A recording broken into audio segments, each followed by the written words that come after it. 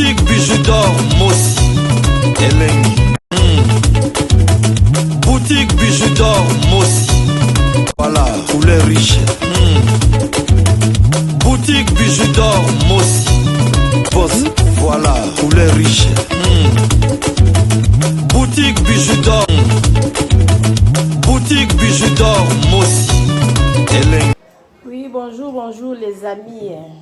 Quand maman bijou na yebisa ki bino ki ba arrivage na biso ekoya, ma vie nyonso to ekokite wanda bu oyo eye yango oyo.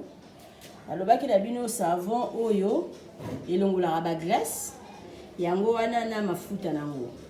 Et puis na yebisa ki bino ba anti-âge yango oyo balobi benda beauté. So ozo pakola ngo oza na 50 ans omona lokola mwana 25 ans. Eza na mingi te sala noki yaka kozwa ngo. Et puis oyo crème épilatoire yango oyo. Oh ba masque ya kotia na misu. Pona kolongola ba poche. Ba poche ekitaka bato omona ka misu ekwei. Siko po misu ekwei yote. En tout cas sala mbango ya koluka masque oyo pa ya mama bijou. Montre yango wana biloko sika eye tozana ombia. Tozana sien na biso oyo eza savon, ma parfum yango ekoti. Mama bijou alobi boki mbango boya. Merci.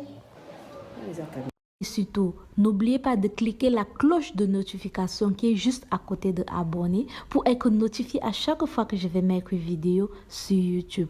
En faisant ce petit geste, vous m'aidez non seulement et aider aussi ma chaîne à grandir. Alors mes abonnés, alors mes loulous, je compte sur vous. À bientôt.